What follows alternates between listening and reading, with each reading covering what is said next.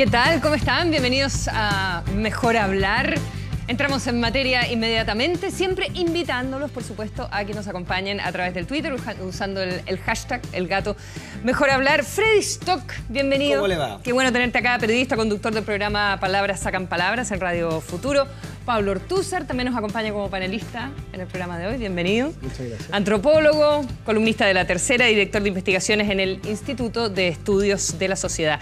Y el senador socialista, el invitado de hoy, Juan Pablo Letelier. Senador, ¿cómo está? Bienvenido. Muy bien, muchas gracias. Que es también coordinador territorial, así es como el nombre. Por ahí. Bueno, encargado de la firma. Encargado de la firma y el trabajo territorial. De la candidatura de Alejandro Guille. El notario de la... el notario de guía. El notario de los notarios.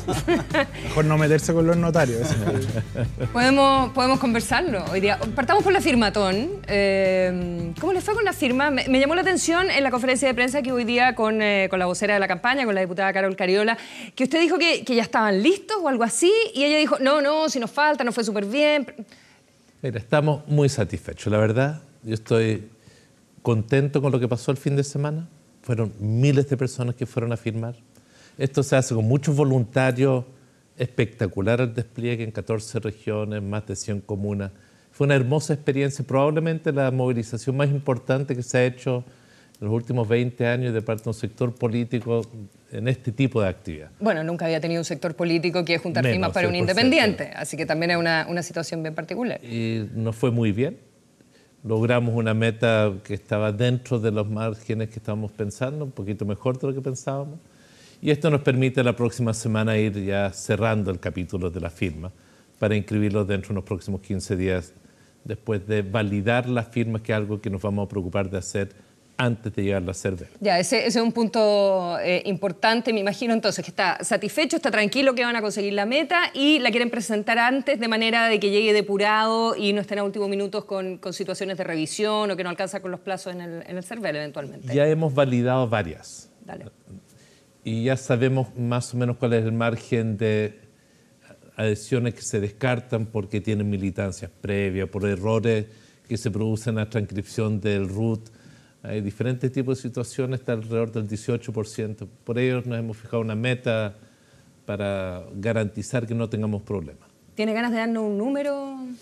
Prefiero decir que vamos a cumplir el proceso. Para nosotros el tema no ha sido solo los números, es más el proceso, es articular a nivel nacional, el aprender a trabajar juntos, no solamente los partidos, sino los partidos con los independientes, entender que esta es una candidatura de un independiente. Es la primera en la historia del progresismo de Chile que llevamos candidatos independientes. Creo que el único otro candidato independiente que fue presidente fue Jorge Alessandri. Y por ende, la experiencia del mundo de centro-izquierda con esto es absolutamente cero. Nuestra experiencia ¿Qué tan difícil ha sido esa experiencia, considerando que el propio Alejandro Guille en una entrevista este fin de semana en un diario del sur, creo que es el Austral de Temuco, ya un poquitito mosqueado, diría yo, dice, bueno, si yo soy independiente, si quieren un militante, se buscan un militante. Digamos, nadie me vino a buscar, o sea, yo no me andaba ofreciendo. Mire, para mí es muy fácil. Trabajar con Alejandro Guille es una cosa muy fácil, un hombre de unos tremendos valores, de una tremenda cercanía. Algunos quizás han usado un lenguaje innecesario en este tiempo o propio de los nerviosismos cuando parte una campaña. Pero la verdad es que yo creo que todos estamos aprendiendo a hacer esto de nueva forma. Espero que este proceso de aprendizaje sea rápido. Aquí las ideas no sobran. Bienvenido todo el que quiera aportar. Pero hagámoslo constructivamente con una persona distinta como es Alejandro Guille. ¿Qué pasa con el PPD, Juan Pablo? ¿Por qué está tan chúcaro el PPD? Yo no diría que el PPD, yo estoy trabajando con mucho. Yo creo que hay algunos liderazgos Lo que digo por Navarrete, por lo que hizo el senador Girardi, ¿no? Quizás el Guido que tiene muchas ganas de aportar. Es un tipo que tiene una gran genialidad, un tipo muy creativo, un tipo con el Congreso del Futuro, ha demostrado hacer aportes extraordinarios al etiquetado de alimentos. Es un tipo que está pensando temas ciudadanos, pero creo que a veces el lenguaje lo traicionó, por lo menos en esta ocasión. Yo lo doy por superado porque él mismo habló con el senador Guille estos días. Pero yo creo que Estamos más bien es un hablando- hecho puntual de gente que quiere aportar. Estamos hablando del término castigo que utilizó en la entrevista de la edición de Cosas de esta semana. Sí, a la que Carlos Peña le dedica la columna hoy día, de hecho. Porque también habló el viernes en la segunda el senador Girardi diciendo que el comando tenía que pasar de una etapa amateur a una profesional. Entonces la verdad es que ha hecho un par de declaraciones complejas respecto de la campaña y la candidatura de Alejandro Guille. Yo creo que está absolutamente superado. Se demostró este fin de semana que se está haciendo un trabajo muy profesional. Logramos desplegar en todo el país una campaña de firma con tremendo éxito. Yo lo atribuyo más bien a las ganas de incorporarse, gente que quiere ser parte de un esfuerzo. Y todas las ideas que se entreguen, bienvenidas sean. Pero cuidemos el lenguaje entre nosotros. Yo creo que es innecesario, realmente es innecesario cierto lenguaje. Alejandro es nuestro candidato. Por lo menos yo lo he asumido plenamente, con mucha pasión y mucho interés. Veo lo importante de lo que estamos haciendo e invito a que todos se sumen a este esfuerzo. Aquí no... Pero uno ve como de afuera que hay mucha viuda de Ricardo Lagos todavía, ¿no? Mira, yo no sé si son viudas de Ricardo Lagos o no. Yo diría más bien, hay gente que tiene que entender esta nueva etapa. Lo que fue, ya fue. No hubo primarias, también es un segundo tema. Ya fue, estamos en otra. Pero, Asumamos sí, el desafío que hay 18 semanas por delante, 18 semanas más. Se va a escribir una página de la historia de Chile respecto a cómo son las votaciones. Si uno quiere ser influyente o influir sobre esa página de la historia, les invito a que se sumen. Pero la discusión sobre en realidad más bien la incógnita que hay, porque una cosa es que un candidato sea independiente, pero independiente no significa neutro o vacío de contenido. Y en el caso de Guiller, o sea, se ha tratado de decir que porque es independiente se debe tolerar, digamos, un cierto vacío o ambigüedad en el contenido que es real, digamos, que de hecho que hoy día lo que recalca Peña en su columna sobre Guiller. Y ahí la pregunta que salta al tiro es, bueno, Guiller va a asumir el diagnóstico del 2011 y por lo tanto las tesis de Bachelet respecto a ese diagnóstico, o va a plantear algo diferente. Y en eso ha sido ambiguo, no está claro. Mira, yo creo que Alejandro en eso no ha sido ambiguo. Es una persona que tiene domicilio conocido, un tipo de ideas progresistas no de ahora, desde siempre. Él fue candidato a senador con una visión de país en un momento y respaldando a la candidatura de Michelle Bachelet y su programa plenamente, y por ende sí hizo suyo el diagnóstico. Hoy una cosa es lo que hemos avanzado y lo planteó en el Caupolicán cuando se hizo la discusión programática de que iba a defender los avances que se han generado, y en varias ocasiones ha dicho, pero algunos de estos avances necesitan una nueva etapa.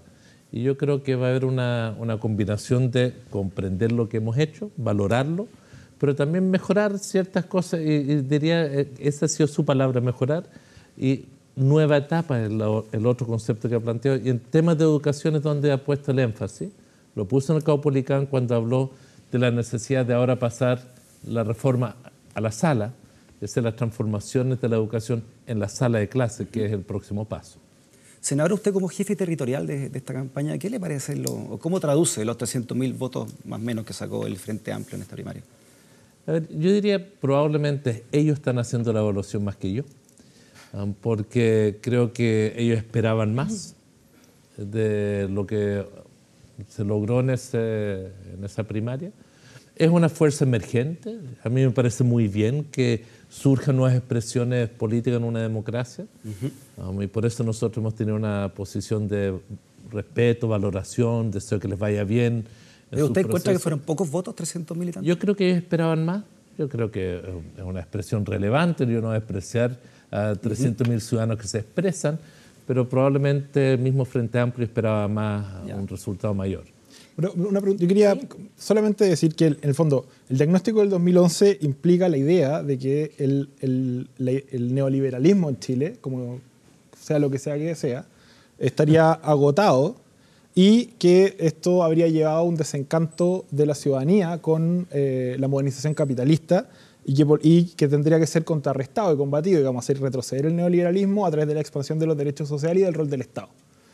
Esa tesis, que es la que se refleja después, que es la que parte en el otro modelo, que es el diagnóstico de Fernando Atria y otros intelectuales vinculados al sector, que es tomada por el programa de Bachelet del 2011.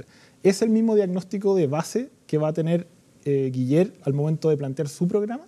A ver, mira, cada momento tiene sus definiciones, pero yo sí te voy a plantear lo siguiente. Hay quienes creen en el Estado subsidiario y hay otros quienes creemos en un Estado social de derecho. Y esa es una contradicción en nuestra sociedad. Quienes creen en el Estado subsidiario, como Piñera, en un sector de derecha, quienes apoyaron lo que fue el plan laboral, quienes promovieron el sistema de privatización de la seguridad social a través de la AFP, quienes han creído firmemente que la educación y la reforma universitaria de ese tiempo creaba que esto era más bien un bien de consumo. Eso es una visión de sociedad legítima y que creen en el chorreo económico como una forma de distribución de oportunidades. Hay quienes, nosotros, creemos que hay que revertir o cambiar esa situación. Por eso se necesita no solo una nueva constitución donde el modelo económico no esté en la constitución, sino cambiar instituciones básicas de los bienes públicos, es decir, en educación como un derecho. Este debate de no más AFP no es un debate banal, es un debate de cómo instalamos la seguridad social como un concepto colectivo. Y yo creo que si ese diagnóstico de base que existió con el presidente Bachelet, si la pregunta ¿es vigente, está presente hoy? Sin duda, es un debate que cruza la sociedad, pero con una diferencia. Durante el gobierno del presidente Bachelet se corrió el cerco. Hoy hay más chilenos que entienden, y por eso la discusión de la educación gratuita, por eso la discusión de ciertos valores o derechos sociales. Hoy hay muchos que entienden que la lógica del Estado subsidiario ya no da para más. Pero no sé cuánto lo entienden si es que uno ve los resultados de aprobación que tiene la gestión de la presidenta Bachelet en este minuto. Mira, muchas de estas transformaciones, como lo han dicho varios, son contraculturales. Hemos vivido una sociedad de un tremendo egoísmo y una sociedad donde muchos sectores que salieron de situaciones económicas de mucha pobreza accedieron a la clase media o clase media emergente, como dicen algunos, y que consideraban, y esto es uno de los análisis que hace el mismo Carlos Peña en una entrevista la semana pasada, de que personas que pensaban que acceder a ciertos bienes de consumo le iban a dar cierto estatus social, se dieron cuenta que no era así. Por cierto, son de sectores emergentes, accedieron a vehículos, accedieron a departamentos, accedieron a televisores, pero las desigualdades en la sociedad no se resuelven solo con acceso a bienes de consumo. Pero lo que usted está diciendo es que en el fondo pertenecería a este diagnóstico una vanguardia, como por decir, que ve más lejos en la historia, que está iluminándole el camino a la mayoría de los chilenos que hoy día parece estar en contra de esta reforma. Yo creo que esas visiones de las vanguardias iluminadas, por lo menos yo la abandoné hace mucho tiempo. Entonces, yo creo que hay un diagnóstico de que... No, pero cuando usted usted define la sí. contracultura... Yo creo que es contracultura cuando uno pone ciertos bienes como la educación, ¿ya? Donde algunos creen que nos metieron en la cabeza que era bueno pagar por la educación de tus hijos. Y nos dijeron, de eso viene el financiamiento compartido. Yo soy de los que votó en contra cuando se creó. Yo he tenido esta convicción siempre. Uno paga impuestos y por eso el Estado tiene que dar un bien público. Esto de tener que pagar por ciertos bienes que deberían ser garantizados para todos es algo que ha sido contracultural. Y yo creo que son parte de los fenómenos que se han debatido, pero eso no quita que parece que vamos en la dirección correcta de garantizar derechos. Es lo mismo de lo que pasa con las no más AFP. Cuando uno entiende que el sistema de pensiones hoy es tan dramático que todos los que terminan su vida laboral y jubilan se empobrecen. Y por tanto parece que el sistema privado de pensiones tiene una dificultad. Ahora, usted ha sido parte de gobiernos que trabajaron dentro de ese rayado de cancha por muchísimos años. Entonces, ¿desde cuándo tiene usted esa convicción o ha estado siempre un poquitito a contrapelo, votó en contra de la ley de subvenciones, por ejemplo? ¿Ha estado siempre como a contrapelo de cómo gobernó la concertación, por ejemplo? No, porque las cosas se hacen en sus momentos. Mire, los chilenos tenemos poca memoria. Y yo, mire, por ejemplo, voy a poner el caso de Punta Peuco, que está en la mesa hoy en día. Sí, claro. Yo soy de los que defendió y promovió la creación de Punta Peuco. Y me van a decir, traidor, ¿por qué? Porque fue la condición necesaria para que Contreras estuviera preso. Si no teníamos una cárcel segregada para los militares que iban a ser procesados, no los podíamos meter presos. Y ese era el diagnóstico de la correlación de fuerzas, de los votos que vienen en ese momento. Dramático, dramático. Es lo que se podía hacer. lo que ocurre es que Bachelet representa el inicio de un nuevo ciclo, de un ciclo que ya es post-transición, Postconcertación. post-concertación. Mire, yo creo que la elección de Piñera en eso marca un antes y un después de la alternancia del ¿Y poder. hoy es necesario cerrar Punta Peuco? Yo sin Hoy es duda, necesario. sin duda.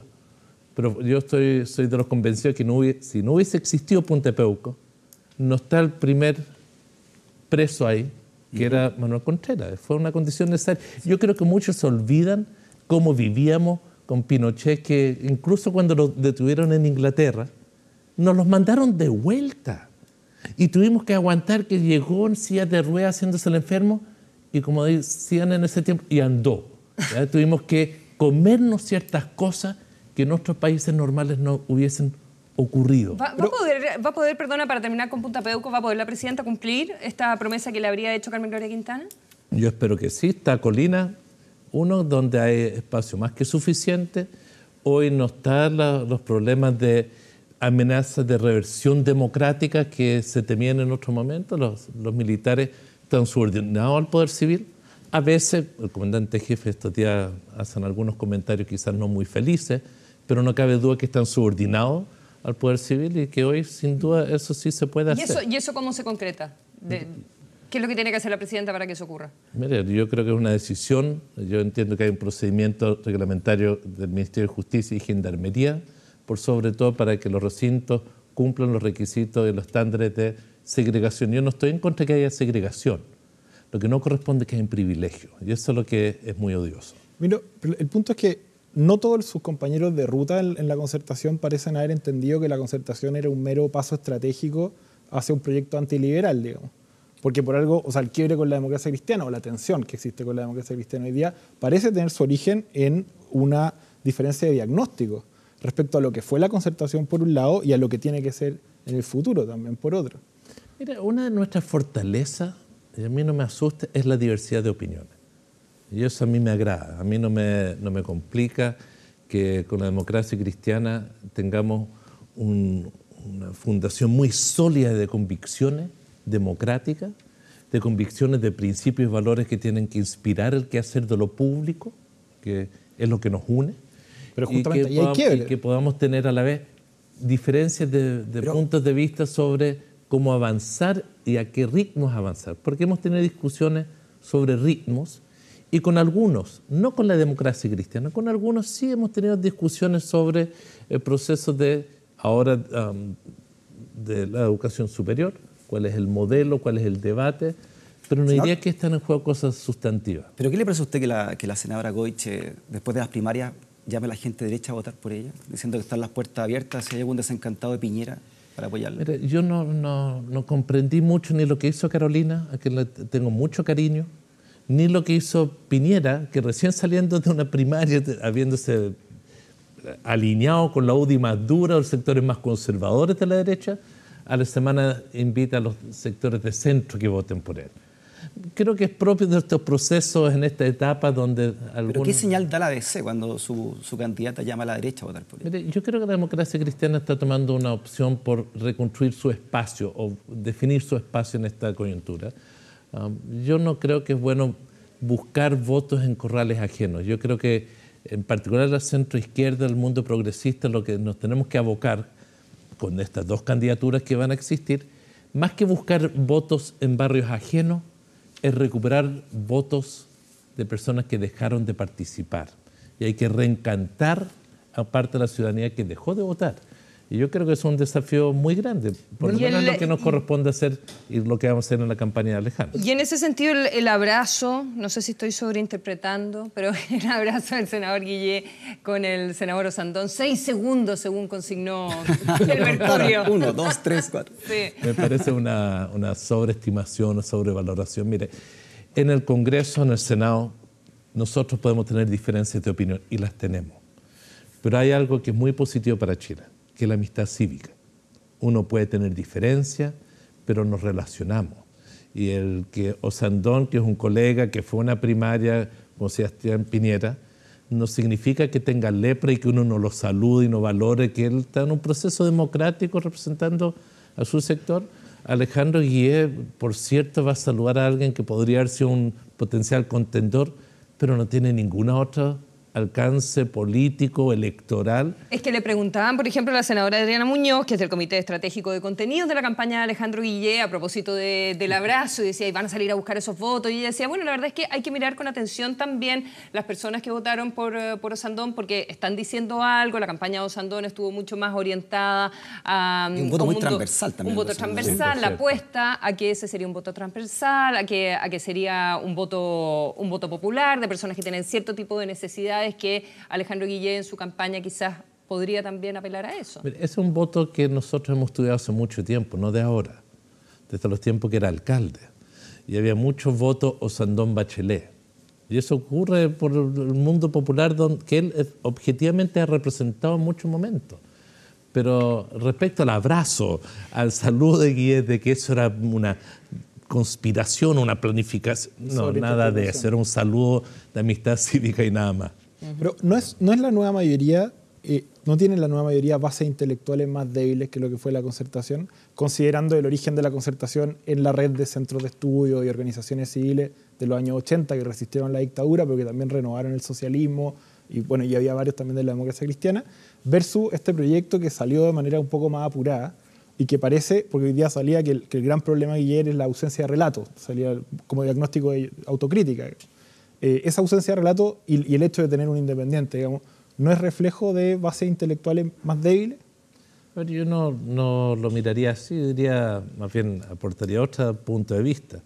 Yo creo que la realidad es cada vez más compleja en nuestra sociedad.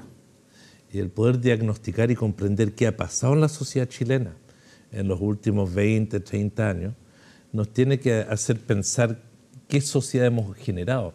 Chile es mucho mejor de lo que era antes. Yo personalmente me siento orgulloso del país en que vivimos. Nosotros hemos transformado esta sociedad en muchos aspectos, no solamente en materia de producción de riqueza, sino personas más empoderadas, personas más educadas. Antes, en el año 90, habían 200.000, 180.000 personas en educación superior. Hoy hay más de 1.300.000 en educación superior. Yo me siento depositario de haber sido parte de un país que llegó a generar esas realidades. Hoy tenemos un sistema auge que no existe en otros países de América Latina. La política de vivienda en nuestro país, disculpen, a veces no valoramos lo que tenemos. No hay ni un país del mundo que genere que con un ahorro mínimo de 10 o 20 UF, el Estado te aporta 20 millones de pesos para tener tu casa, y si eres de una familia de trabajo no pagas ni un peso de vuelta. Mire, esto que hemos construido es una sociedad mucho más compleja, pero iba a ser los primeros que van a defender lo que hemos hecho como país, nuestra reinserción en el mundo. Sí, hoy la reflexión es distinta de los años 90, no es una transición. ¿Y qué es lo que hay hoy día? ¿Cómo tú llegas a satisfacer y crear derechos sociales en una sociedad que es bastante más horizontal? Y es un desafío en general para el progresismo en el mundo, no solo en Chile. Siguiendo la pregunta de Pablo, ¿qué es lo que hay hoy día? ¿Usted es de los que cree que la llamada nueva mayoría ya no existe, que murió como tal? Mire, yo creo que estamos en una transición de un tipo de coalición a otra. ¿A cuál? ¿A cuál cree usted o a cuál le gustaría a usted? No, yo creo que el acuerdo... Teniendo en cuenta que no hay parlamentarias unidas con la DC, que la DC tiene candidato propio. Yo creo que el acuerdo de la centroizquierda va a perdurar más allá de esta elección. Yo creo que es objetivo, con dos candidatos presidenciales se va a presentar de otra forma. Y también creo que el Frente Amplio va a tener parlamentarios. Y por ende va a haber un entendimiento en el Parlamento respecto a cómo uno ejecuta un programa de gobierno. Y eso me parece... ¿Y a usted le gustaría que sea más que eso ocurra? hacia No allá? quiero decir que es propio de la democracia, no me asusta eso. Va a ser más complejo porque va a ser más diverso. Y yo creo que el acuerdo con el centro es una necesidad. Yo soy de aquellos que recuerda a Tomic, que recuerda a Allende, que habla de la unidad política y social de un pueblo, gobiernos de mayoría. Pero no se produjo en los 70. No. Entonces, mi pregunta Bueno, ¿de es, qué manera? Voy a dejar pendiente, en el fondo, si esta nueva mayoría, hacia dónde va a inclinarse más o de qué manera se va a construir. Hay encuestas interesantes sobre las que deberíamos conversar también, resultados que tienen bastante amenazado. Hoy día, en la primera semana de julio, Alejandro Guillé. Vamos a hacer una pausa y seguimos conversando acá en Mejor Hablar. Espéranos.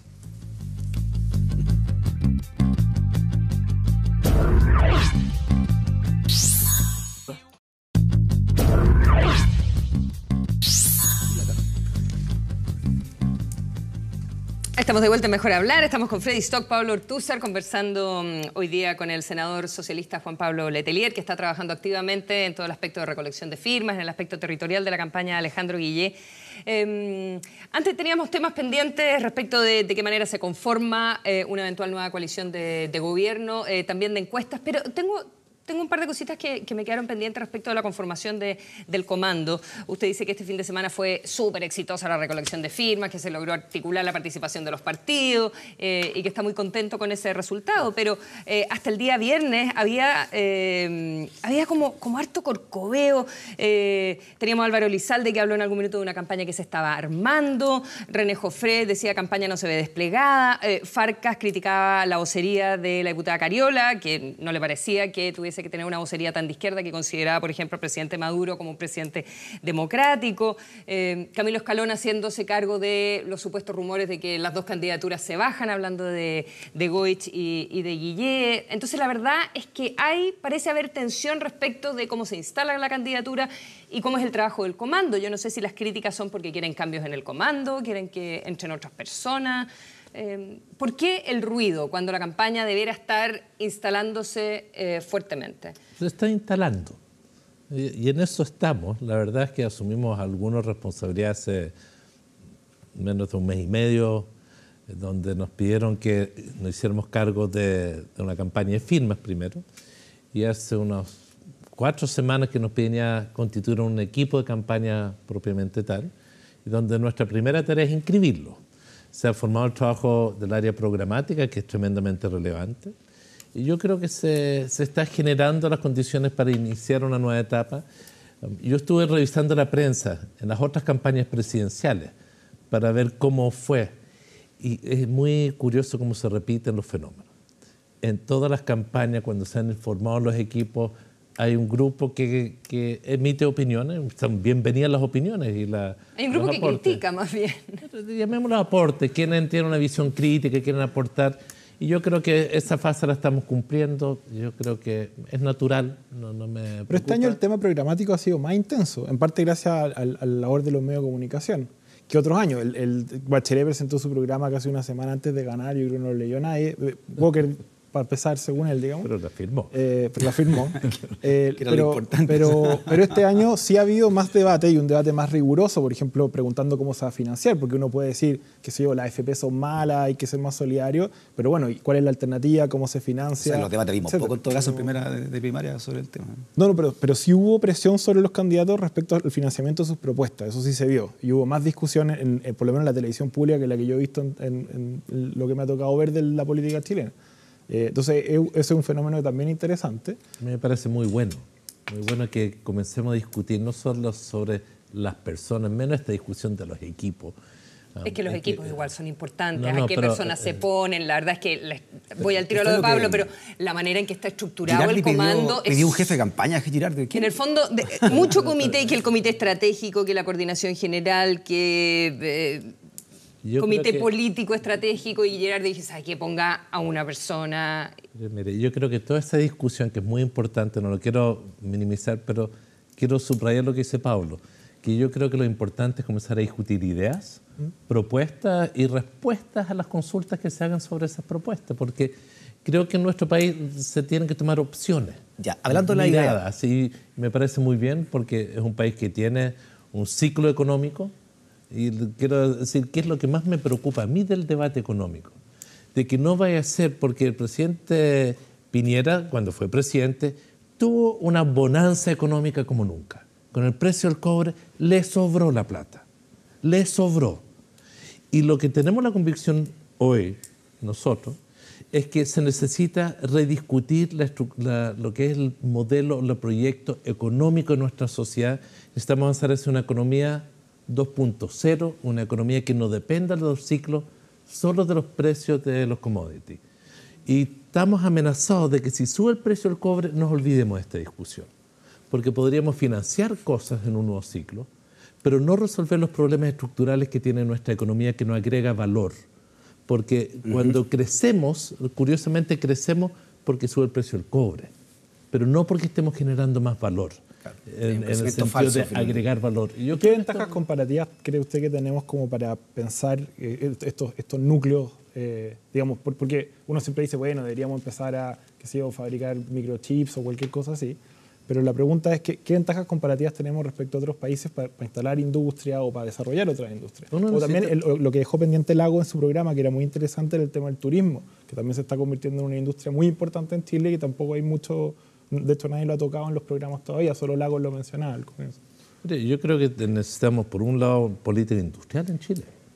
El tema del litio, el debate que se ha comenzado a generar ahora es tremendamente importante porque el litio en sí para las baterías de los celulares será el 7% del costo de la batería, pero la industria asociada es tremendamente importante y Chile tiene que decidir si vamos a exportar litio o vamos a encadenar una industria ahí.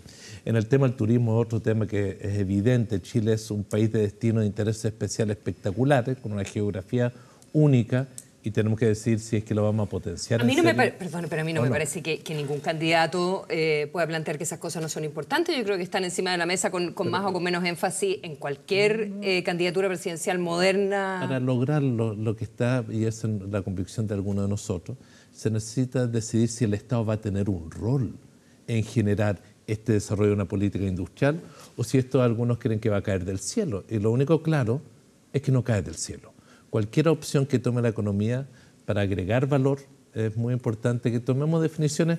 Senador, por ejemplo, la política sí, perdón, sí. Usted hablaba de opciones y de programas, ¿no? En una hipotética segunda vuelta entre Sebastián Piñera y Alejandro Guiller, ¿usted optaría más por privilegiar una alianza con la DC o con el Frente Amplio? Es que yo creo que la discusión no corresponde a eso. ¿Ya? Yo creo que lo que corresponde es, a partir de las propuestas programáticas que se van a discutir, cuál va a ser la convergencia. Y ya con la democracia cristiana se ha hecho una discusión estos últimos 15 días sobre puntos de encuentro programático, desde el principio, donde hay más de 15 puntos de consenso. En muchos temas programáticos habrá algunos donde hay diferentes miradas. Yo creo que eso es parte de una evolución que se va a conocer en la campaña. Con el Frente Amplio probablemente ocurra algo similar en los debates de hecho. Yo no tengo la menor duda de que en una segunda vuelta, a diferencia de lo que pasó en tiempos pretéritos, donde Marco Enríquez decidió abstenerse de qué hacer en la segunda vuelta. ¿Usted cree que el Frente Amplio se plegaría a la candidatura de Alejandro Guiller? Yo creo que el Frente Amplio no son personas que no tienen un compromiso con una mirada de país hacia donde quieren que el país avance. Y por ende no creo que se van a quedar al margen de una decisión en una segunda vuelta. ¿Está preocupado con las últimas encuestas que se han conocido este fin de semana, donde Alejandro Guillé aparece directamente amenazado por Beatriz Sánchez, tanto en la de la UDD, en 3 centros urbanos importantes, Valparaíso, Conce y Santiago, y también en la CADEM, que es más pequeñita, pero donde Beatriz Sánchez llega al 15 y Guillé está en 9? Mira, las encuestas a mí me tienen sorprendido. A ver. Dicen tantas cosas distintas según quién las hace. Vimos el día después de las primarias 3 encuestas diciendo 3 cosas distintas, y cuando uno las contrastaba con los hechos, los resultados de las primarias, ninguna era coincidente con lo que pasó en las primarias. Yo creo que estamos frente a un momento donde la elección presidencial está abierta, creo que comienza a desplegarse recién. Y creo que hay algo curioso que está pasando con las encuestas, no solamente en nuestro país, sino que es un fenómeno un poco más global, de cuán efectivas son como instrumentos de análisis del comportamiento electoral de las personas. Son muy distintas las encuestas hoy, son muy distintas las conclusiones a las que llegan. No me tienen preocupado en particular, me tienen más preocupado de que comencemos el debate en nuestro país de los candidatos. Es un tema que uno tiene en cuenta, son fotografías distintas que se toman. ¿Pero usted cree que eventualmente son encuestas interesadas?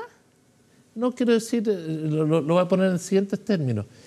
La encuesta decía que Beatriz estaba muy por sobre Osandón, que Osandón era un candidato que no valía nada.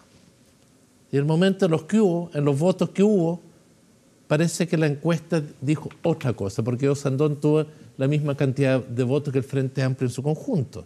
Entonces, hay algo que las encuestas, y pongo ese ejemplo... Ese era quizás también una era intención de voto presidencial y la otra finalmente también, fue participación en las primarias. O sea, no es solo culpa de la encuesta, es culpa también de la interpretación de la encuesta. Si, por ejemplo, la encuesta CEP es una encuesta que metodológicamente es bastante correcta, o sea, de lo mejor que hay en Chile, pero claro, o sea, lo que se diga sobre la encuesta o la sobreinterpretación que se haga de los datos a veces puede ser muy excesiva, obviamente. Pero ¿usted cree que Beatriz Sánchez en esta encuesta está inflada? Mire, yo espero que necesariamente por la empresa que hace la encuesta, digamos, pero... Yo creo que hay fenómenos que no se están reflejando en las encuestas. ¿Esa es la CADEM? No, la UDD, que publicaba hoy día el Mercurio, la Universidad del Desarrollo, que tenía a Piñera y arriba, digamos, es con un panel y con encuestas en otras ciudades. A mí me enseñaron en la universidad que las encuestas eran un termómetro que producía fiebre. Entonces... hay muchas formas, de manipular la realidad sin mentir. Y en esa puntuación de la realidad, creo que las encuestas están jugando hoy un rol político muy importante. De influenciar. De influenciar, ¿no? Porque tú puedes preguntar si este vaso está medio lleno o medio vacío y las dos preguntas son valederas, ¿o no? Pero en la mecánica de cómo se están tomando las encuestas y cómo ciertos medios de comunicación se están valiendo de las encuestas, sean de izquierda o de derecha, están tratando de manipular a la opinión pública, creo yo. También es importante saber leer las encuestas. Hace poco Eduardo Engel publicó una columna, por ejemplo, sobre cuál es la tasa de respuesta, que rara vez se publica, una discusión con alguna de las empresas encuestadoras, y no llegar y decir que las encuestas son como algo así tan al voleo, porque hay encuestas mucho mejores que otras. Está en prestigio internacional la encuesta en todo caso, ¿eh? No, ya, pero eso de nuevo es como un puro titular. Si una encuesta bien hecha es bastante... No un titular, es una evidencia de lo que ha ocurrido con las encuestas a nivel en todo Occidente. ¿Cuál es la evidencia? De todo Occidente. O sea, al final, por lo menos en las tres grandes... Brexit, en las tres grandes... Justamente se publicaron muy buenos análisis que no estaban hechos por gente opinando al voleo sobre el caso de Trump en Estados Unidos y sobre el Brexit, que muestran que las encuestas más serias, efectivamente, muchas de estas cosas se decidieron dentro de los márgenes de error y todo lo demás, pero no era que las encuestas, digamos, valieran callampa y hubiera que descartarlas como instrumento para percibir la realidad, digamos. Pero tú compartirías lo siguiente, de que muchas encuestas que salen hoy son interpretadas sin tener todos los datos sobre la mesa, con una finalidad de interpretación política. Absolutamente. No, y no solo eso, sino también las metodologías son muy cuestionables de varias de ellas. Con un voto voluntario las encuestas también tienen un grave por eso, ya, pero entonces en ese caso lo que usted está diciendo, que por ejemplo esta encuesta de la UDD, ¿el Mercurio la quiere publicar de esa forma? Mira, yo voy a decir lo siguiente, me voy a poner en positivo. Yo no tengo la menor duda que Alejandro Guillet va a pasar a la segunda vuelta, que vamos a desplegar una campaña y que aquí se van a enfrentar dos visiones de Chile, dos miradas de Chile, y donde nosotros tenemos la responsabilidad de ser muy claro en qué entendemos son los desafíos del Chile hoy. Y nuestro mayor desafío es que la gente vuelva a creer que hay un Chile distinto, que es posible. Porque lo que sí tengo la convicción profunda, más allá de nunca haber sido partidario del voto voluntario, yo no soy de los que abrazó esa causa, no me convenció nunca, yo soy de los que creen en los deberes y en los derechos de las personas. Yo creo que votar es un deber cívico. Bueno, más allá de esa discusión con el voto voluntario, nosotros tenemos un desafío, que es ir a recuperar votación y convencerlos de que un Chile distinto es posible. Porque hay muchos chilenos que dejaron de votar, y con razón, porque no sintieron satisfechas sus demandas, o no sentían la diferencia, o se han sentido maltratados. Y yo creo que ahí hay un desafío en particular para la centroizquierda. Y yo no tengo la menor duda que vamos a no solamente pasar a la segunda vuelta, sino que vamos a ser capaces de recuperar esa votación, porque tenemos un candidato distinto, que tiene valores, y yo diría incluso, aunque le moleste a algunos, mejores valores. Claro, pero hablando de cómo se va creando ambiente, si tenemos la situación como está ahora, con Carolina Goich más bien estancada, o por lo menos no creciendo tanto, y con Beatriz Sánchez, por lo menos según las encuestas, subiendo, ahí se retoma la pregunta que plantea Freddy, y usted es como súper optimista de decir vamos a llegar a un acuerdo programático con algunas cosas por aquí, y vamos a acordar por acá, porque finalmente en este ámbito del país nadie va a querer que gane Piñera, pero Guillet va a tener que hacer gestos más concretos hacia uno u otro lado, digamos. Yo lo que sí tengo la convicción es que la mayoría de los chilenos no son de derecha. Esa convicción la tengo profundamente. Somos un país bastante más progresista, o voy a usar el concepto liberal. Pensé que iba a decir que eran del Colo, pero sí. No, eso sería una mentira. Yo creo que los chilenos somos... Yo soy colocolino, pero eso es más por herencia que por pasión futbolera. Yo creo que este es un país que es bastante más liberal y progresista en muchos conceptos de lo que es la derecha de nuestro país. Yo creo que la mayoría de los chilenos tienen una opinión sobre el ejercicio de los derechos individuales y son más tolerantes a la diversidad de lo que es la derecha en nuestro país. Yo honestamente tengo esa convicción. Eso es interesante porque justamente como lo que estamos discutiendo antes, que por ejemplo la crítica que hace Peña es justamente que la izquierda, en vez de mantenerse en una línea más de modernización capitalista con un... Peña el gurú, etcétera. El gurú de varios. Lo han citado 4 veces. Pero o sea, es que es interesante ese diagnóstico. También está cerca el diagnóstico de Oscar Landerreche, que tampoco es un O del propio programa de Lago. Que la concertación estaría, o sea, que la nueva mayoría estaría de alguna manera traicionando esa herencia de progresismo, digamos, como de lo que se llama el progresismo con progreso, etcétera, etcétera, y avanzando hacia una visión de izquierda más iluminada, más estatista, y que va dejando un poco de lado esos derechos individuales. Por ejemplo, la descripción que hizo el ministro Izaguirre cuando dice esta gente que elige los colegios pensando que si se ponen un traje de colegio inglés se van a poner más rubio o no sé qué cuestión, absolutamente despectivo, con, por ejemplo, la posibilidad de los padres de elegir el colegio de su hijo o de aportar económicamente a los colegios, el sistema particular subvencionado. Como que ahí habría errores de diagnóstico. No, yo creo que no. Mira, yo creo que la visión que tenemos hoy es por lo que hemos hecho antes. Esto que algunos han querido generar, esta dicotomía, que la concertación era una mirada y esto de ahora es una mirada absolutamente un quiebre. Yo no creo eso. ¿Pero usted se ha sentido más cómodo en la concertación o en la nueva mayoría? Yo me siento cómodo en un país que genera oportunidades para las personas. Y en ese sentido, cada momento histórico tú tienes una tarea. Y en este momento histórico las tareas no tienen nada que ver con lo que fue los 90, ni el año 2000. Hoy estamos en otro debate de país que ha cambiado. Los chilenos hemos cambiado. Y para bien, yo soy de los que me siento orgulloso de lo que hemos construido. Pero voy a tu reflexión. Mira, yo creo que sí necesitamos hoy un Estado más proactivo, lo cual no significa estatismo. Necesitamos un Estado que genere bienes públicos. Y me pongo en el caso de la educación. Mira, Estados Unidos, que es el país más capitalista como en su alma, en su ADN, jamás, nunca aceptarían que el Estado, que tiene la obligación de dar educación, que los padres paguen. Y el criterio ahí, Estados Unidos como un país capitalista en su ADN profunda, no tienen colegios particulares subvencionados. ¿Por qué? Porque entienden que uno puede ir a un colegio privado o un colegio con financiamiento público. No, pero por ejemplo, administrarlo de diferentes formas. En esa idea de expansión del Estado y de su rol, una de las cosas que llama... Pero tienen los colegios, charter que son parecidos. Son muy pocos, pero no hay financiamiento. O sea, como con voucher. Pero una de las cosas que llama la atención, por ejemplo, de las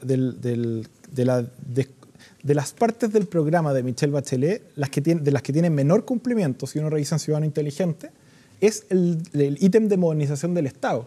Y ahí pareciera, y el programa de la Beatriz Sánchez se extiende aún más, por ejemplo, el rol del Estado, y no existe el ítem de modernización del Estado. Y uno piensa, aquí puede haber un tema de poner la carreta delante de los bueyes en extender las facultades del Estado sin modernizarlo, sin estar seguro de poder ofrecer mejores prestaciones que los privados o que estos regímenes mixtos.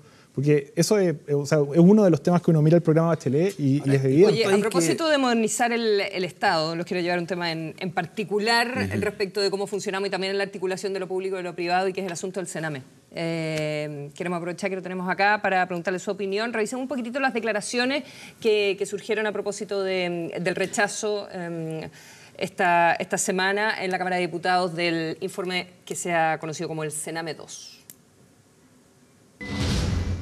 Y el informe de la comisión investigadora terminó siendo un tongo. La verdad es que se terminó viciando con una utilización política electoralista evidente. Ella misma presentó una indicación que establecía la responsabilidad negligente e inexcusable. Una indicación que fue acordada en forma transversal por la comisión del Sename, pues ella hoy día la votó en contra. Ahí está graficada la presión que ejerce la moneda. Encuentro espantoso el lobby que se hizo por parte del gobierno, de parte muy fuerte, para que todos los diputados votaran en contra de este informe que había sido trabajado de manera transversal. Y por eso yo quisiera pedirle a la presidenta Bachelet que se pronuncie respecto de el triste espectáculo que vimos ayer. Estaba aprovechando de parte de la derecha este informe para sacar dividendos políticos. Lo que ha habido aquí detrás es una operación de la derecha, a la cual hoy día se ha sumado el candidato de la derecha, para aprovechar la situación.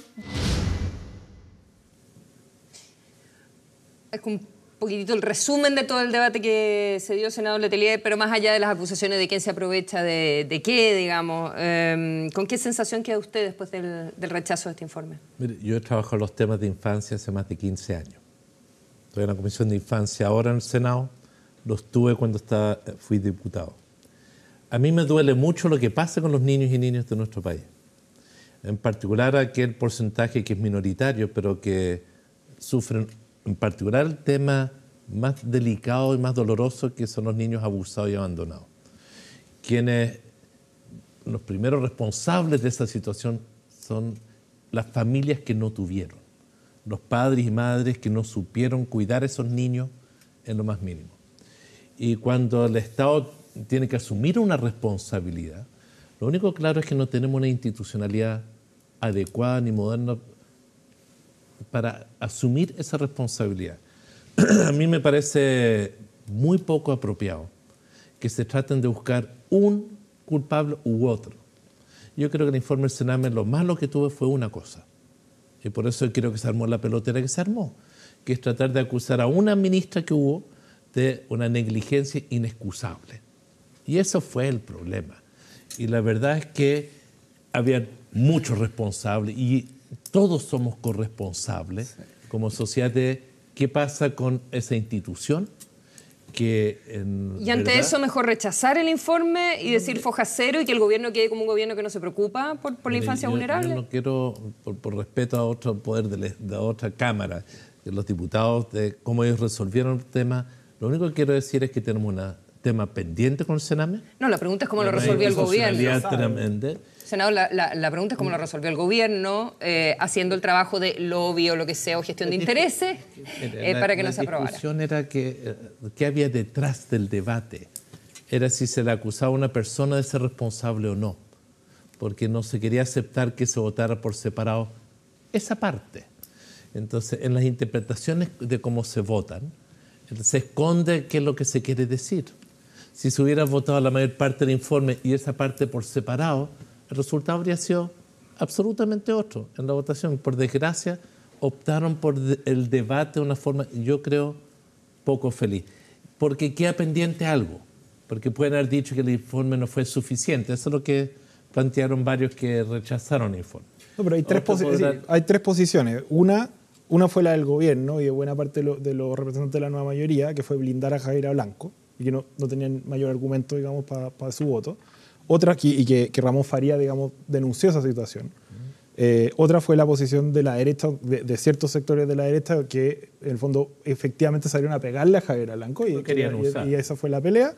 Y otros que eran críticos del informe, pero que es absolutamente minoritario, de hecho yo creo que es absolutamente minoritario la gente que leyó el informe, que como Zafirio, Boric y Jackson, que al menos armaron un argumento para justificar su voto. Pero yo quiero decir, mira, lo siguiente, para quienes estamos preocupados los temas de los niños y quienes vemos que este es un gobierno que está armando una institucionalidad como nunca antes para la infancia, donde se han discutido más de 7 leyes y ya se han despachado más de 5. Pero mientras tanto, ¿qué tenemos que esperar que se aprueben todas las leyes? Permíteme la reflexión, donde se está planteando que tú tienes que cambiar tu mirada como país de la infancia. No lo vamos a hacer si no logramos, en este tema en particular, de los niños vulnerados, establecer una nueva institucionalidad. Acá hay un tema... No puedes, disculpen mi forma de decirlo, tapar el problema acusando a Javiera Blanco. Pero la impunidad política senador, también es... Senador, yo creo que acá hay un tema muy de fondo. Mira, a mí me pareció una vergüenza lo de Piñera, disculpe que lo diga de esta forma. No puede ser tan fresco habiendo sido presidente, habiendo sabido que en el Sename pasaron las mismas cosas, no solamente en este último tiempo cuando estuvo la Javiera Blanco, sino durante su gobierno también. Senador, Yarna Proboste y el ministro de Educación Beyer tuvieron que hacerse responsables por cosas que no eran responsabilidad de ellos. Quiero ir al tema Sename. Sí, entonces, son casos que el de presidente responsabilidad Piñera hoy diga, mire, uno debería ser un poquito más humilde y asumir. Yo valoro mucho lo que dijo la presidenta Bachelet. Dijo, en lo que ha pasado en Sename, la sociedad tiene una responsabilidad. Ella asumió, por cierto, su convicción de que hay un problema grave. A mí no me gustó cómo se resolvió en la Cámara de Diputados el punto, no me gustó, porque dejó pendiente el problema de fondo. ¿Cómo enfrentamos un problema, una institucionalidad que debe hacerse cargo de proteger? Yo creo que acá nosotros también pecamos de quedarnos en un happening político, ¿no? que es Javiera Blanco. Y nos vamos al tema de fondo de que si el Estado chileno tiene que entregarle la custodia a sus niños desvalidos a privados. Y cuando uno ve un artículo como El Mostrador, que sacó hoy día con las redes políticas que hay detrás del Sename, y ve que hay instituciones ligadas a la democracia cristiana y a la Iglesia Católica que ganan miles de millones de pesos por tener esos niños y cómo los tienen, muchos de ellos abusados, uno se pregunta, bueno, ¿qué hace el Estado para recuperar esos niños? Una discusión parecida respecto ahí, a las cárceles. hablando de la modernidad del Estado. O sea, ¿qué es lo que es un Estado moderno finalmente? ¿Qué se considera un Estado no moderno? me parece que todas ganen miles de millones de pesos como tú planteas cuando yo veo, no sé, pequeño Cotolengo que recibe 200.000 pesos por a mí me parece que por menor que tiene cuando eso no cubre ni un tercio. Están las redes de la política del Mostrador. No, está bien, semana, hay muchos casos. No sé, pero disculpa, Frei, pero está metida en esas instituciones y siguen ganando miles y millones de pesos. Es que entonces, decir que salgamos del tema chico para hacer propaganda estatista sin ningún fundamento, como lo que estáis haciendo ahora, es bastante poco. Eso no es el tema profundo. El tema profundo hoy día es absolutamente superficial. Que hay que el Estado lo va a hacer bien superficial. No, tú estás siendo superficial. Porque lo que estoy diciendo yo es un tema profundo en esto. Hay otra mirada que algunos no todo creemos es privatización. Que esos niños vulnerados. O sea, pero echarle la culpa a los privados. Eso es absolutamente ignorancia. Pero ¿de dónde son los niños? ¿Cómo están los niños en los centros del Estado? Es que hablar de esa manera me parece impresentable de tu parte.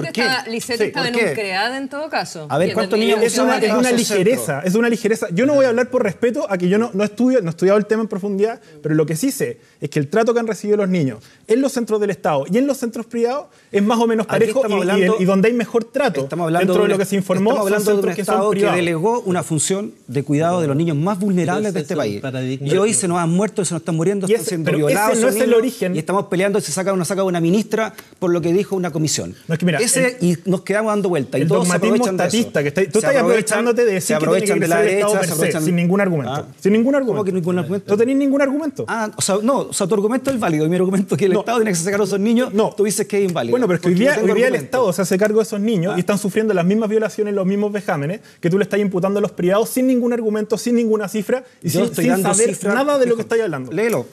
No, si yo leí lo del mostrador. Revisa los informes sobre los centros del Estado. Ve la danza de millones que circulan en torno a estos niños. Una mirada distinta a ambos, disculpa, porque el paradigma hoy es que acusar de ligereza un argumento contrario a una falacia. Tu argumento es absolutamente ligero. No tenéis datos para respaldarlo. Lo único que estáis haciendo es propaganda a que el Estado crezca sin ningún dato. Lo mismo pasó una vez en este mismo programa con gente que decía que prefería que las cárceles fueran estatales, a pesar de que los derechos de los presos fueran violados en mayor medida en las cárceles. Yo quisiera saber si el senador, porque se centró en Javiera Blanco, pero resulta que había 2 o 3 otros argumentos y el ministro de Justicia los rebatía en una entrevista que dio el fin de semana. Y uno era que él consideraba que no había violación de los derechos humanos a los niños a cargo del Estado. ¿Usted qué piensa? Porque a mí me parece que es bueno esta discusión que hubo, plantear otro paradigma. Y disculpe, el paradigma no es privado o el Estado. El paradigma, si lo mejor para esos niños abusados, es mantenerlos en redes familiares y no la institucionalización. Sí. Ese es el debate de fondo. De hecho. Eso es lo que no se ha querido hacer respecto al Sename. Esa es la visión de quienes hemos estado preocupados. Los temas de los niños nos molesta del debate que ha habido, porque se ha ido por otro lado, tratando de buscar responsabilidad y nadie está preocupado de los niños. Entonces yo creo que es un debate donde algunos han querido usar el tema de los niños, un sufrimiento de ellos, para otros fines. ¿Ha violado los derechos humanos o no? Mire, el Estado no ha estado a la altura. Pero el informe planteaba, usted dice, si hubiese salido fuera la Javiera Blanco, yo estoy de acuerdo con el informe. El informe planteaba, por ejemplo, que el Estado había violado los derechos humanos. Yo creo que el Estado no ha cumplido su rol de garantizar derechos de niños y niñas de nuestro país, porque se trata de niños y niñas que fueron vulnerados. Y por eso es Pero ha habido violación de derechos humanos de los niños por parte del Estado. ¿Quieres la parte técnica real o para la demagogia? ¿Por qué? Porque somos un país que todavía no hemos estado a la altura con la Convención de la Infancia de establecer la ley de cuáles son los derechos de los niños en nuestra sociedad.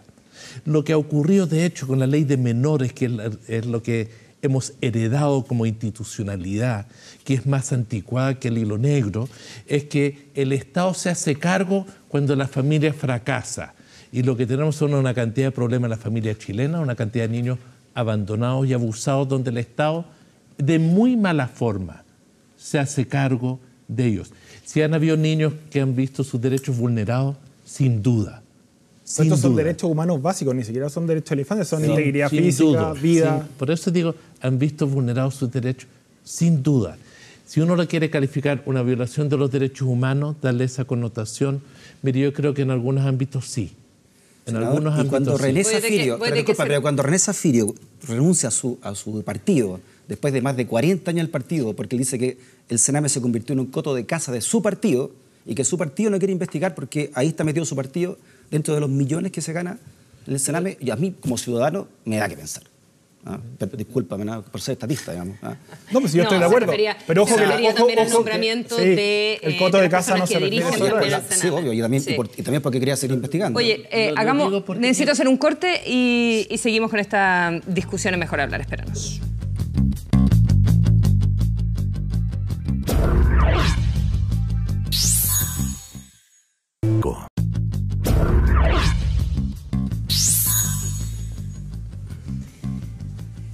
Estamos conversando con Freddy Stock, Pablo Ortúzar y Juan Pablo Letelier. El ministro de Justicia, a propósito de todo esto del Sename, en esta entrevista que dio el fin de semana, dice que si se aceptaba la responsabilidad del Estado en la violación de los derechos humanos de los niños a cargo del Sename, y también si se aceptaba la propuesta, que los dos temas estaban en el informe rechazado, de una comisión de verdad y reparación, eso abría la puerta, dijo, para que se buscaran reparaciones económicas y que incluso niños delincuentes como el Cizarro, dijo el ministro Campos de Justicia, podrían pedir entonces reparaciones económicas y demandar al Estado chileno. Y que ese era un argumento, por ejemplo, para haber rechazado el informe.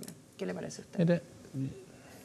Yo quiero tratar de ir a un tema de fondo. Yo no quiero ni defender ni criticar al ministro. ¿Le parece bien lo que dijo el ministro? Quiero decir, asumamos como sociedad que estos niños los tenemos en pésimas condiciones. ¿Pero le parece bien esa argumentación para haber rechazado el informe, que es lo que plantea el ministro Campos, aparte de Javiera Blanco, estos otros dos aspectos? Yo creo que ese tipo de argumento no es el más adecuado.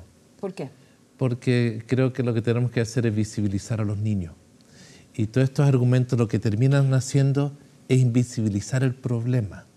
El problema que tenemos es que hay familias en esta sociedad que no se hacen cargo de sus niños, que tampoco están en informe, y niños que necesitan que la sociedad, expresada en el Estado, los trate de otra forma. Pero eso es hacia el futuro, pensando en el pasado. ¿Le parecería una buena ¿Le parecería una buena idea una comisión de reparación, por ejemplo? No, yo no creo que eso resuelve para nada el problema. Yo creo que eso es medio demagógico, disculpen mi forma de decirlo. Yo creo que tenemos fenómenos urgentes que asumir. Los niños abandonados y los niños que están en una situación de vulneración, necesitamos definir una política para acogerlos y no seguir vulnerándolos. Creo que las instituciones donde los tenemos, por muy bien intencionados que sean, privados o del Estado, que ninguna está a la altura de lo que a mí me representa, ninguna de esas instituciones deberíamos considerar que lo mejor es mantener eso igual. ¿Cómo hacemos? Entonces, yo creo que este es un debate que tenemos que hacer en serio. ¿Cómo resolvemos el problema con estos niños? Y probablemente lo primero es dejarlos en contextos familiares, sea con la abuela, con una red familiar, y no separarlos. Es lo más traumático para esos niños. Es también el otro debate que hacemos con los niños que tienen problemas con la justicia. El 95% de esos niños se pueden rehabilitar, a diferencia de los adultos, si es que son abordados bien. la política que tenemos de tenerlos en semicárceles. Sí, pues son cárceles. Si es que se destina, sí, eso al final es dinero, es capacitar a las personas, eso cuesta dinero para que sean buenos profesionales, para que haya más turnos, para que haya atención psicológica. No se ha destinado nada en tratamiento psiquiátrico, nada en salud mental, a pesar de que el Sename lo ha pedido. O sea, este año ni siquiera en el 2017 hubo aumento de presupuesto. O sea, yo todos los años, no todos, yo diría los últimos 6 años, mi debate es cómo asegurar que tengamos la plata en el presupuesto para los peritajes de los niños que son vulnerados y que existan en el servicio médico legal la posibilidad de psiquiatras y psicólogos que aborden a los niños abusados. Pero el Estado... Y ni así hubiese votado favorablemente el informe, entonces. Lo que me pasa es que yo voy a querer plantear el tema de los niños. Hablemoslo en serio, tomemos una definición, no la tratemos de sacar cuentas políticas, porque a mí lo que no me gustó de este informe en la Cámara es que era, a ver, gano yo, ganas tú, le echo la culpa al tuyo, le echo la culpa al mío. Esa lógica, y se reflejó en lo de Piñera, se reflejó en de otros tratando de empatar. Mira, me da mucha indignación que con los niños se esté usando por cualquiera de los lados. Pero una pregunta, cualquiera de los lados. Y eso es lo que me pasa a mí con este tema. Me indigna que niños vulnerados lo estén usando para un contexto político, cabros que no votan. La gente más le indigna que al final por decir aquí no pasa nada. Entonces, pongámonos en un compromiso de establecer que los niños sí son importantes y que démosle el financiamiento necesario a las instituciones que se necesitan definir. Senador, una pregunta. Porque nunca antes, porque eso es lo que quiero decir. Mire, yo creo que mucha gente no sabe todo lo que se está haciendo en primera infancia, ni lo que se está haciendo en política de infancia en este país. Lo que se está discutiendo en creación de instituciones respecto a la infancia, en la ley de maltrato, en la ley de no me preguntes más, en lo que es la nueva subsecretaría de la infancia, en la defensoría de la infancia, en la ley de bases de los derechos de la infancia, y lo que va a hacer esta nueva institucionalidad, por primera vez en la historia de Chile va a haber una política hacia la infancia en nuestro país. Y yo creo que eso vale mucho. Sí, 2 días antes de que Bachelet invirtiera todo su capital, digamos, en blindar a Blanco, la premió la UNICEF por Chile Crece Contigo, que de hecho es una política pública muy bien evaluada y es muy buena. Pero yo tengo otra pregunta que es más estructural. ¿Cómo se hace para que los representantes del pueblo, digamos, que son los senadores y los diputados, y el presidente, tengan como prioridad las necesidades de los más vulnerados? Porque las víctimas, digamos, la gente, parte de ser víctima de un orden social es justamente ser invisible y no tener voz. Y probablemente no importarle a nadie. En la última elección no votaron los presos, ya a nadie le importó. Y los niños, bueno, menos. El 50% de los presos son gente que pasó por el Sename. Y al parecer, bueno, con los inmigrantes ni hablar. O sea, los datos que están saliendo sobre el abuso a los inmigrantes en Chile son brutales. Y eso suma y sigue. ¿Cómo hay mayor sensibilidad? ¿Cómo se generan estructuras que generen más reflexividad respecto a la situación de los que están en una situación tan brutal o tan débil que ni siquiera pueden hacer visible esa situación, que es la condición de mucha gente hoy día? Además de la infante, yo creo que lo que pone sobre los inmigrantes va a ser espectacular. El debate que va a ocurrir estos próximos 4 meses, donde algunos los van a representar como los que le quitan la pega a los chilenos. Otros van a retratar a los inmigrantes como los delincuentes, porque eso es lo que está en la calle. Sí. Nadie lo toma como personas que tienen derechos. Qué curioso nuestro país, que queremos exportar 1 de cada 3 cosas que producimos. Nos encantan los acuerdos de libre comercio. Vendamos todo, a todo el mundo, pero no dejemos que la gente se mueva. ¿Usted está conforme con la posición de Alejandro Guillé sobre inmigración? Porque él es senador de Antofagasta, yo creo que le ha ido como evolucionando un poco en el discurso, pero al comienzo tenía una posición... Yo creo que los chilenos estamos aprendiendo, y estamos aprendiendo simultáneamente, no solamente de vivir con personas que migran a nuestro país, en otras condiciones. Teníamos un conocimiento de la migración peruana, de los vecinos, pero no de personas que venían de más lejos. Algo distinto para los chilenos es que son negros. Y como somos un país bien racista, que no estamos acostumbrados, porque eso es lo cierto, porque no hubo esa esclavitud, no llegó a esta colonia, es un fenómeno nuevo. Sí, vamos a aprender.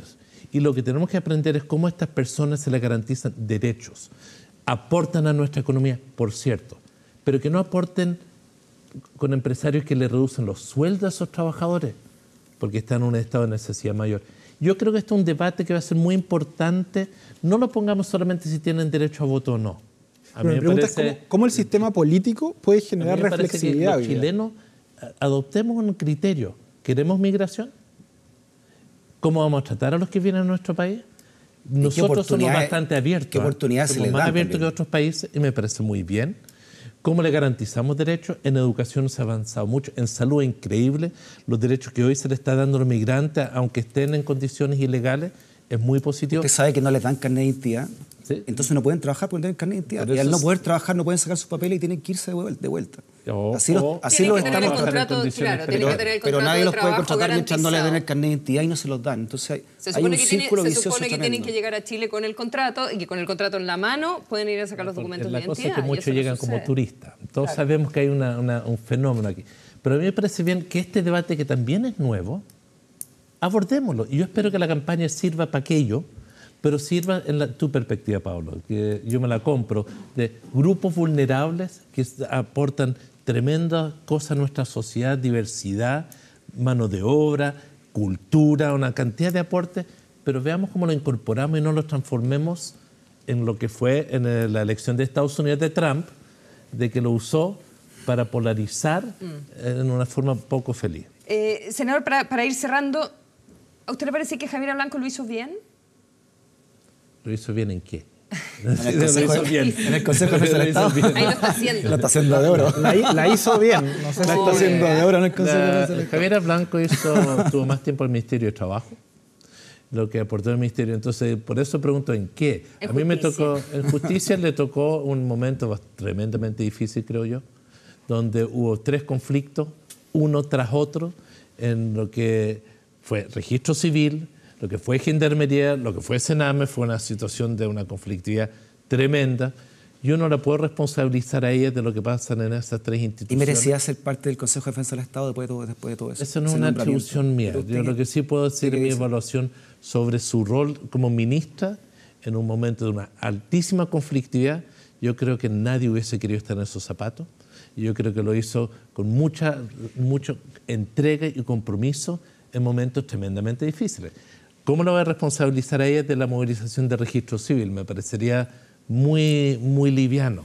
Hubo un problema para el nombre de la autoridad responsable. Uno nunca puede responsabilizar a nadie de nada. Entonces, tú me preguntas cómo lo hizo. ¿Cómo lo hizo? No, yo creo que en un momento de alta conflictividad ella terminó saliendo por un cuadro de conflictividad, porque ocurre que los ministros en un cierto momento se les cambia para tratar de cambiar un contexto en que se está desarrollando una política. Le tocó enfrentar 3 conflictos. Yo creo que encauzó, solucionar 3 conflictos. Yo creo que la nueva directora del Sename fue un esfuerzo para encauzar el conflicto del Sename, que estaba muy distorsionado, la verdad. Yo creo que hoy el Sename como institución ha comenzado a encauzarse de otras formas desde que está Solange Huerta. Falta mucho, muchísimo.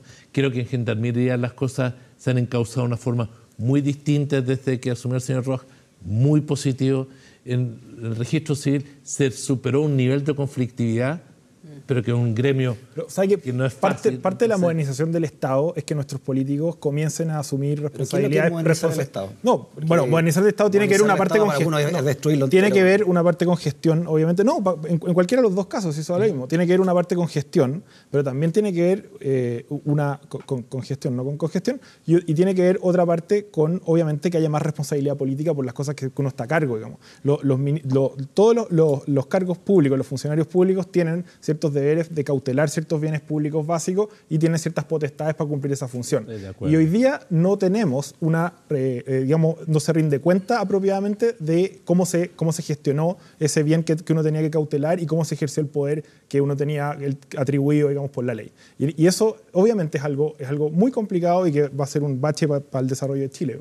Pero es como las cosas que uno no entiende. Disculpe, yo sé que me voy a meter en la pata de los caballos con lo que voy a decir, pero uno no entiende que el director general de Carabineros siga en su puesto, cargo, por ejemplo. Porque ahí uno asume la responsabilidad política que comparto. Claro. Y por eso yo entiendo por qué salió Javiera Blanco. ¿Pero hace falta una ley para eso o hace falta aplicar bien lo que existe tiene que ver con cómo uno entiende, porque es una cosa cultural también. Yo entiendo que esa es la reflexión de Pablo. No es cosa de cambiar leyes que no están. ¿Cuánto tiempo debería renunciar usted, el director general? Yo creo que al poco tiempo de haberse conocido el escándalo de Falco, multimillonario, que había con más de 91 funcionarios procesados, a mí me parece que es increíble que nadie asuma la responsabilidad.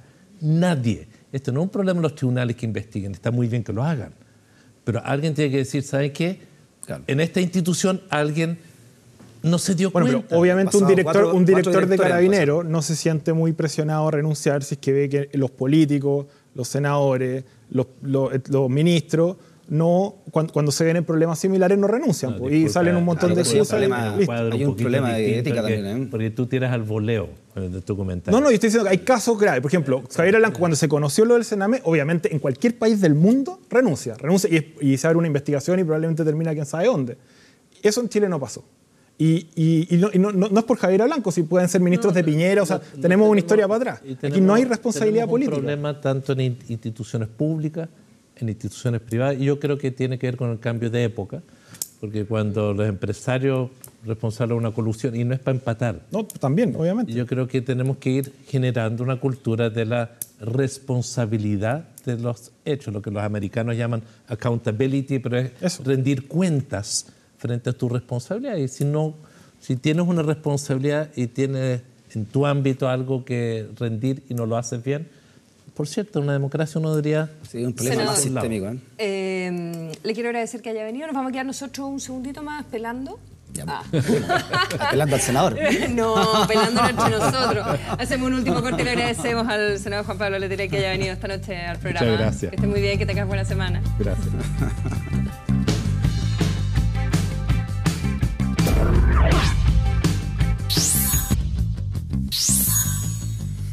Nos quedan unos minutitos así, cortito. ¿Tú querías decir algo, Freisto? Sí, yo quiero decir algo. Una reflexión a raíz del intercambio de opiniones que tuvimos con Pablo. Creo que la ciudadanía también tiene que tenerlo muy claro, creo yo, que es la gran batalla ideológica que se viene aquí en adelante y qué tipo de Estado queremos, ¿no? Lo que se llama modernización del Estado, esta palabra que para muchos significa básicamente destruir el Estado y hacer un Estado pequeño donde los privados lo hagan todo. Y mi reflexión es: ¿hasta dónde vamos a considerar que algo puede ser realmente privado o tiene que ser del Estado? ¿Hasta dónde algo es o no es como se usa la palabra, un bien de consumo? Y con los niños del Sename creo que la pelea de fondo es esa. Ver si el cuidado de los niños es o no es un bien de consumo y si el Estado tiene o no tiene que delegar esa función que hoy día está en el 95% en manos de privados. Pero eso tú básicamente te refieres porque la ley de subvenciones a los organismos colaboradores... Nuestra Constitución impide al Estado competir en aquellas partes donde lo puede hacer. No. En el caso del Sename, la crítica, y lo plantea René Zaffirio... Lo digo como un ejemplo en general. Por eso es que está instrumentalizando el caso de los niños del Sename. Porque este es un caso en que uno ve que la prestación que hace el Estado y la prestación que hacen los privados no tienen mayor diferencia, y sin embargo tú querías echarle la culpa a los privados de la violación a los derechos humanos de los niños. Lo que estoy diciendo ¿Por qué creéis que el Estado tiene que cumplir más funciones? Yo creo que es deshonesto tratar de llevar esa discusión a este caso. Y cuando yo hablo de modernización del Estado, lo que me refiero es que el Estado... Jamás te trataría yo de deshonesto en un argumento porque ni siquiera te conozco. Pero permíteme decirte que no he ocupado de deshonestidad al pedir un trato mejor para estos niños y un trato más responsable de parte de nuestro Estado, donde no delegue algo tan importante como la vida y de los niños más vulnerables de este país. Pero lo que tú estás ahí tratando de decir era que, en el fondo, este era un caso que demostraba que están tratando a los niños como un bien de consumo, etcétera, etcétera, y el caso no lo demuestra. Puede haber otros casos en que sí. Pero este es un caso en que lo que tenemos es un Estado que tiene un deber de garantizar ciertos bienes y que no los está garantizando. Nos queda poco tiempo y mientras de honesto, te invito a ver cuántos millones de pesos, de dólares, giran en torno a la mantención de estos niños que gasta el Estado y los terceriza. Te invito a ver eso y te invito a pensar también si estos niños debieran estar en manos del Estado y con alguien responsable del Estado que los vigile. Freddy, es verdad eso, pero hay aspectos legales que llevan a que estas instituciones mantengan a los niños por mucho más tiempo del que deberían. René Zaffirio lo ha dicho hasta el cansancio, que hay que cambiar eso. De manera que no hay un incentivo a tener al niño con la subvención, por muy baja que sea, dentro de la institución. Pero por otro lado, no se puede negar que en parte importante de las instituciones que son del Sename, bajo dirección, dependencia directa, y los CREAD, como el Galvarino, donde muere Lisset, no son todos ellos un ejemplo, y lo decía el propio hay que también modernizar, por Letelier. supuesto, Entonces, todo hay que mejorarlo. O sea, pero tú no el problema es quiénes son los tú no responsables quieres en este finales. minuto que sean todos como lo que sucedía en el Galvarino. Entonces, no Pero es si una el Estado- cosa el u otra. Estado es Estoy el diciendo garante. que este es un tema de fondo de qué tipo de Estado queremos y hasta qué tipo de atribuciones queremos darle al Estado. Bueno, qué y tipo quieres de un Estado que incluso el Estado que tengas hoy, responsabilidades. incluso el Estado que y- tienes hoy, Freddy, haga la pega bien. Pero por supuesto, eso es lo que vamos. Digamos. Claro, pero que lo dejen pero eso ser no bien. significa necesariamente que tengamos los 1.500. Pero si aquí no hay ninguna bajo limitación del dependencia estatal. Estado para hacerse cargo de los niños. No hay una limitación legal. Esto no tiene nada que ver con la ley que prohíbe, por ejemplo, la acción empresarial del Estado. Aquí lo que se refiere es a que el Estado hoy día podría hacerse cargo de más niños, sí. ¿Lo hace? Pablo, no. ¿Le da prioridad presupuestaria? ¿Tú crees que no. el Estado se está haciendo bien cargo de los niños? Evidentemente no. Y entonces, ¿Pero es culpa ¿no de los estamos- privados? ¿No estamos de acuerdo? ¿Y de quién es la culpa? ¿Es culpa de los privados que el Estado no se haga Pero, cargo de ¿y los es niños culpa- que tiene es solo culpa bajo del su Estado? tutela? ¿Es solo culpa del Estado? En este caso sí, porque el Estado Sí, es el aunque que hayan- tiene el deber de aunque tutela hayan sobre muerto, esos Es niños. que ese es el problema, aunque hayan muerto en centros, que se han violado en centros privados, es culpa del Estado. Eso es lo que dejó el Estado pasar, digamos, por no hacerse cargo Ya, de... perfecto. Pero tú, espérate. Tú- Estamos en un camino sin retorno. es que entonces. espérate, hay muchos casos de centros privados donde los niños tienen mucho mejor atención, o mejor atención al menos que Sin en centros duda, del que en Estado. 1.500 tantos Y hay centros otros tiene que haber casos, alguno, hay ¿no? otros casos de violaciones graves de derechos humanos de los niños en centros privados. El Estado tiene un deber de garante. Por lo tanto, el Estado tiene que cerciorarse de que los centros a los que está traspasando los niños cumplan con las condiciones básicas para que ellos Perfecto. puedan desarrollarse bien. Entonces, el problema del Estado cuando se viola a un niño o una niña en un privado. ¿Quién es el garante de los derechos de ese niño? Y el privado. ¿Qué hace? No, bueno, obviamente que hay un aparato legal, etcétera, etcétera. Pero ¿quién es el garante de los derechos de ese niño? El Estado. El Estado que viola los derechos de esos niños en centros del Estado y en centros privados. Por eso a mí me preocupa el tema de la modernización del Estado. Porque un Estado que pueda responder a sus ciudadanos, un Estado que sea transparente, un Estado donde haya responsabilidad, donde los representantes asuman responsabilidades por la administración de poderes y recursos, Bueno, como es sea, lo que necesitamos. como sea que queramos sea, socialismo lo que tenemos, o queramos un Estado más como sea capitalista. lo que sea lo que tenemos hoy, no está dando el ancho, Sí. y creo que en eso Y se estamos siguen todos de ocupando acuerdo. a cosas políticas, cosas menores, Eh, como si sacara de nuevo una ministra. Hemos llegado al final del programa. Quiero hacer un punto respecto de algo que publicó La Tercera este fin de semana. Va a ser noticia durante los próximos días porque, al parecer, la Corte Suprema habría determinado cambiar parte de la condena que recibió Mauricio Ortega, que es el agresor de Návila Rifo, que estaba con 25 años, quedaría en 18 porque eran 3 delitos diferentes, que uno son lesiones graves, gravísimas por haberle sacado sus ojos, ¿verdad? Hay otro que es una violación de morada, una situación de violencia intrafamiliar antigua que tuvieron ellos, pero el tercero es femicidio frustrado, que también eran 12 años y 180 días. Ya estarían, al parecer, cambiando el femicidio frustrado por lesiones graves en contexto de violencia intrafamiliar. Eso sería una rebaja de 8 años para Mauricio Ortega, y porque no se habría podido entonces comprobar que él había tenido la intención de matarla al golpearla en la cabeza con una piedra. Hay que ver, bueno, de qué manera viene la argumentación de este fallo de la Suprema. Si es que es así, a mí me parece gravísimo. Digamos, ¿qué otra intención podría tener una persona al golpear en la cabeza a su pareja con unas piedras que no haya sido matarla? Entiendo que hay consideraciones legales, que es lo que dice la ley, pero me parece una señal dramática. Ojalá que eso no sea así lo que haya decidido la Corte Suprema, y lo vamos a conocer en los próximos días. Tenemos unos libros maravillosos que nos ha mandado LOM y le agradecemos. Mira, de Luis Poirot, uno de los mejores fotógrafos de nuestro país. Ahí está, la sopa derramada. Son fotografías del 69 al 73. Más importante del bombardeo de la moneda. Imagínate la belleza. Con el balcón. Tenemos también Peuma, Sueños de Justicia, Loncos de Dirigentes Mapuche versus Chile en la Corte Interamericana.